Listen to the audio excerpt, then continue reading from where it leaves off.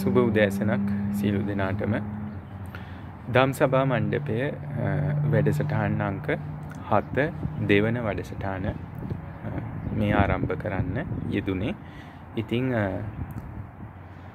සියලු දෙනාටම තෙරුවන් සරණයි. දම්සභා මණ්ඩපය තුලින් අපි අද අභිධර්ම පිටකය සාකච්ඡා කිරීම විධිමත්ව ආරම්භ කරනවා.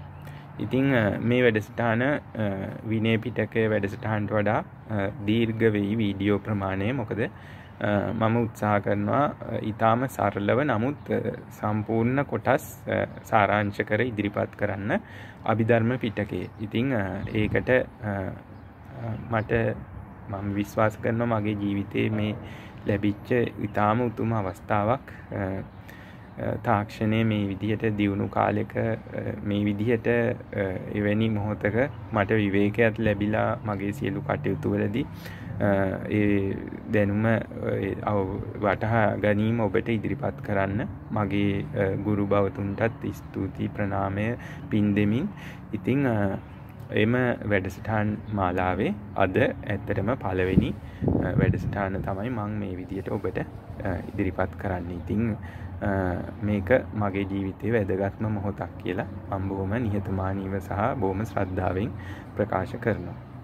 ඉතින් අපි හාපුරා කියලා අභිධර්ම පිටකයේ පළවෙනි ග්‍රන්ථය විවෘත කරන්න යන්නේ ධම්ම සංගණිප්පකරණය.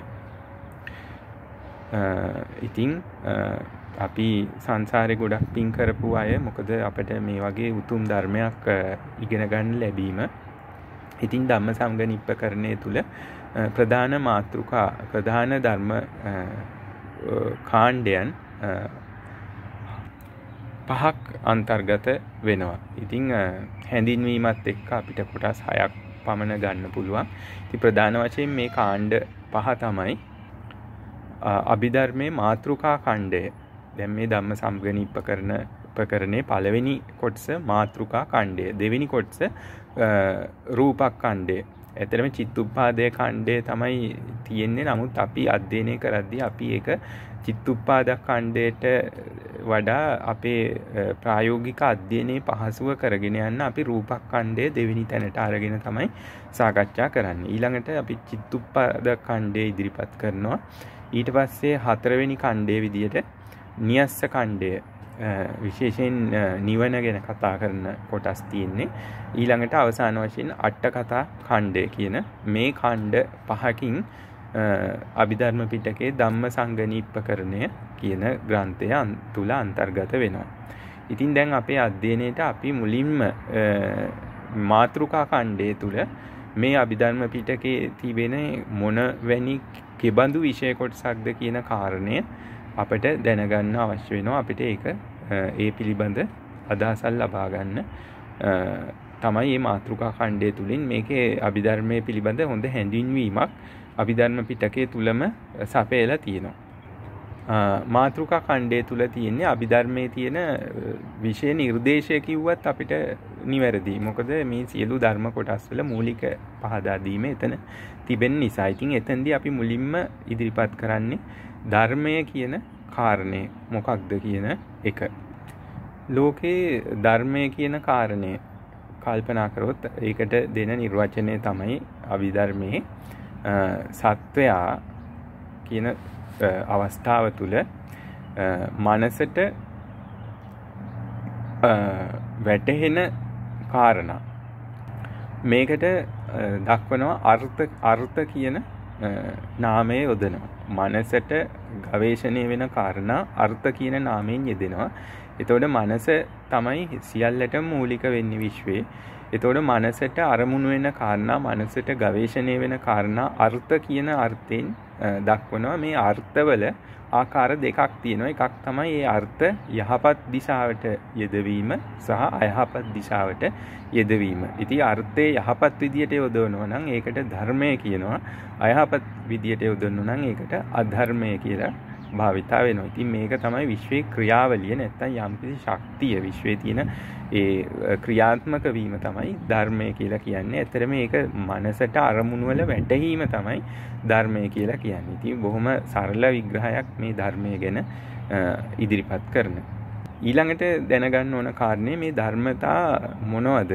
ධර්මතා කොයි ආකාරද කියන කාරණේ. ඉතින් එතනදී ලෝකයේ තියෙන සියලු ධර්මතා ප්‍රධාන කොටස් දෙකකට වර්ග කරලා දක්වනවා. ඉතින් එකක් තමයි ඇත්තටම ලෝකයේ තිබෙන දේ සහ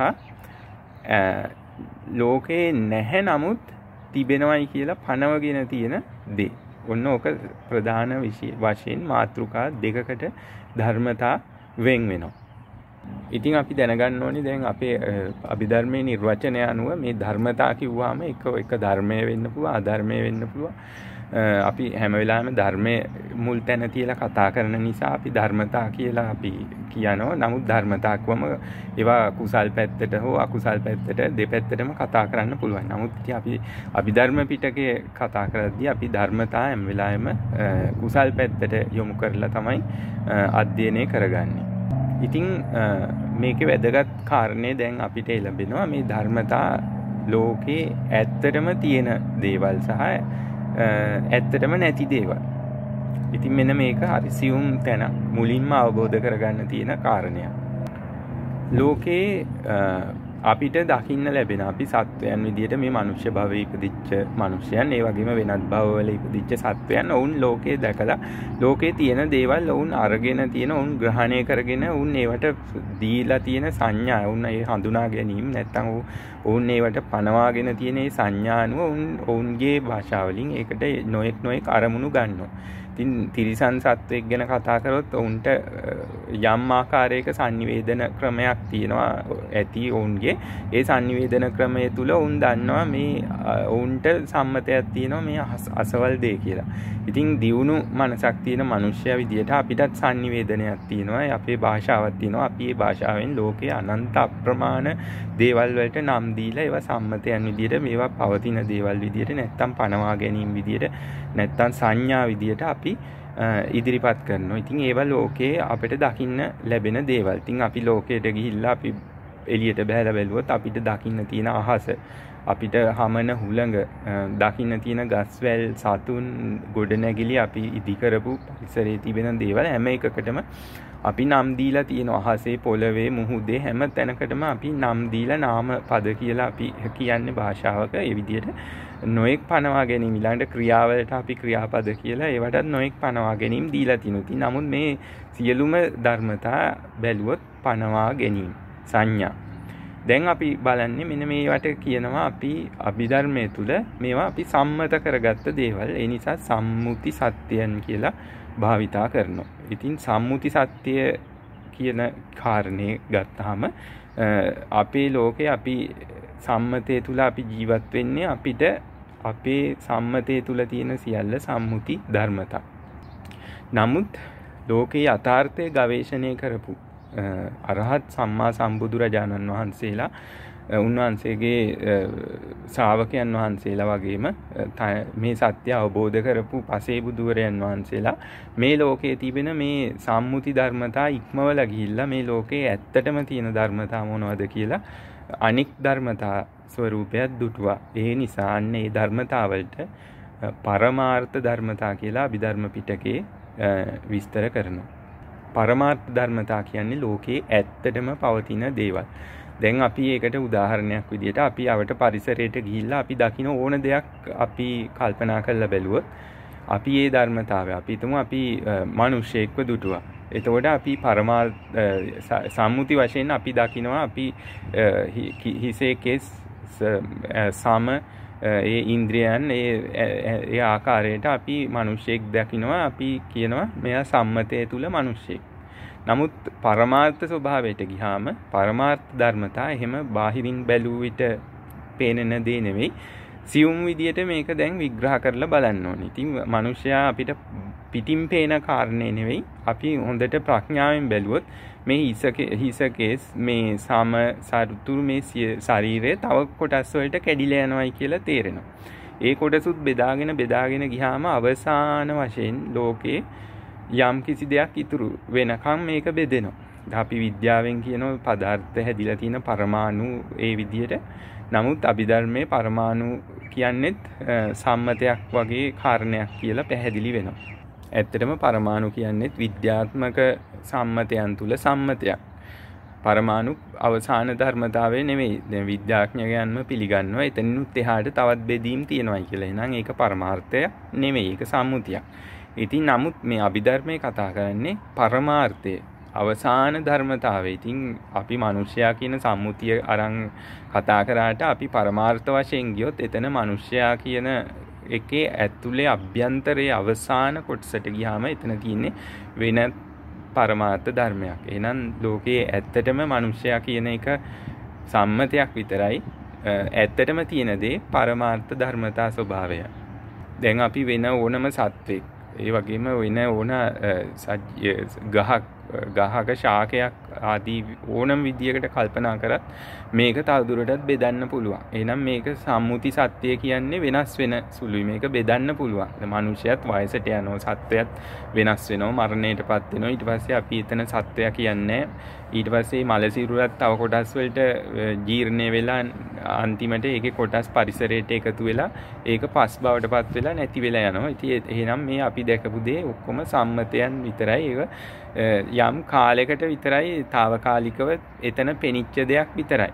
ඇත්තටම එහෙම දෙයක් තිබුණේ නැහැ එතන. ඉතින් ඒක සම්මතයේ ඒ අවස්ථාවේ කාලයට හා අවකාශයට අනුව පැවතිච්ච යම් අවස්ථාවක් විතරයි, සම්මතයක් විතරයි. නමුත් අපි පරමාර්ථ ස්වභාවයට ගියොත් මිනිස්සයා හැදිලා තියෙන යම් කිසි අවසාන සංඝටකයක් අපි පරමාර්ථයේ විදිහට ගත්තොත් අන්නේ සංඝටකය වෙනස් වෙන්නේ නැහැ. ඒක මනුෂ්‍ය රූපයේ තිබිලා ඊට පස්සේ ඒක වෙනස් වෙලා වෙන රූපයකට පස් බවට පරිවර්තනය වුණත් ඒ තිබිච්ච සංඝටකය එතනක් තියෙනවා. අන්නේ ඒක තමයි පරමාර්ථ ස්වභාවය කියලා කියන්නේ. ඉතින් මෙවැනි පරමාර්ථ ධර්මතා ගැන තමයි අන්න අපි අභිධර්ම පිටකේ කතා කරන්නේ. මම හිතන්නේ ඔබට ලෝකේ බෙදා වෙන් කරලා අවසානයේ දක්වා බෙදාගෙන වෙන් කරන්න පුළුවන් නම් එතන සම්මුතියක් තියෙන්නේ, පරමාර්ථය නෙමෙයි. පරමාර්ථය කියන්නේ කිසිවක් ඉතුරු නැතුව අවසානයේටම බෙදන්න පුළුවන් දේ. කියන්නේ පරමාර්ථය බෙදන්න බෑ. ඒක තමයි විශ්වයේ තියෙන අන්තිම අවස්ථාව, සත්‍ය වශයෙන්ම තියෙන අවස්ථාව. අන්න ඒක පරමාර්ථ ධර්ම කියලා කියනවා. ඉතින් අපි ඊළඟට දැනගමු මේ පරමාර්ථ ධර්මතා මොනවද කියලා. මොකද සම්මුති ධර්මතා අපිට අනන්ත අප්‍රමාණ ලෝකේ පනවන්න පුළුවන්. නමුත් පරමාර්ථ ධර්මතා ගත්තොත් ඒවා තියෙන්න පුළුවන් යම් ප්‍රමාණයක් විතරයි කියලා අපිට නිකන් ඉවෙන් වගේ කියන අපිට සාමාන්‍ය බුද්ධියෙන් අපිට හිතන්න පුළුවන්. සාමාන්‍ය ප්‍රඥාවෙන්. නමුත් මේ පරමාර්ථ ධර්ම ගවේෂණය කරපු සම්මා සම්බුදුවරු ඒ පරමාර්ථ ධර්මතාවෙන් සියල්ල ගවේෂණය කරලා බුදුරජාණන් වහන්සේ නමකට ඒ පරමාර්ථ ධර්මතා සියල්ල ගවේෂණය කරලා ලෝකයට අවශ්‍ය ප්‍රමාණයට ඉදිරිපත් කරන්න ඒ පාරමිතා ශක්තිය තියෙනවා. ඒ උන්වහන්සේගේ බුද්ධ ඥානයට ඒ හැකියාව තියෙනවා. ඉතින් අපි ශ්‍රද්ධාවෙන් ඒ කාරණේ විශ්වාස කරගෙන ඊළඟ වැඩසටහනින් අපි පරමාර්ථ ධර්මතා මොනවද කියන එක ඉගෙන ගන්න යනවා. ඉතින් සියලු දෙනාටම අද වැඩසටහන මම හිතනවා හොඳ ආරම්භයක් වුණා අභිධර්ම පිටකය අධ්‍යයනය කරන්න. ඉතින් ඔබ උනන්දුවෙන් ආසාවෙන් මේ වැඩසටහනත් එක්ක රැඳී ඉඳී කියලා මම විශ්වාස කරනවා. මගේ එකම පිවිතුරු ප්‍රාර්ථනය ඔබට මේ ධර්මය ඉදිරිපත් කරන්න. ඉතින් අපි ගිහි අය විදියට අපි පසු නොබැස අපේ ආගමික දර්ශනය අපි පැවිදි උතුමන් වහන්සේලාටත් පූර්ණ උපකාර කරමින් අපේ නිවන් මඟ හදාගන්න ගිහි වතේ ඉඳගෙනම සූදානම් වෙමු කියන පණිවිඩයත් ඔබට දෙමින් මම අදට වැඩසටහනින් සමුගන්නවා. අපි ඊළඟ වැඩසටහනින් නැවත හමු වෙමු. ඉතින් සියලු දෙනාටම සුබ දවසක්. ජය වේවා. මම සුරත් චාමර ධම්සභා මණ්ඩපයේ වැඩසටහනින්. ස්තුතියි.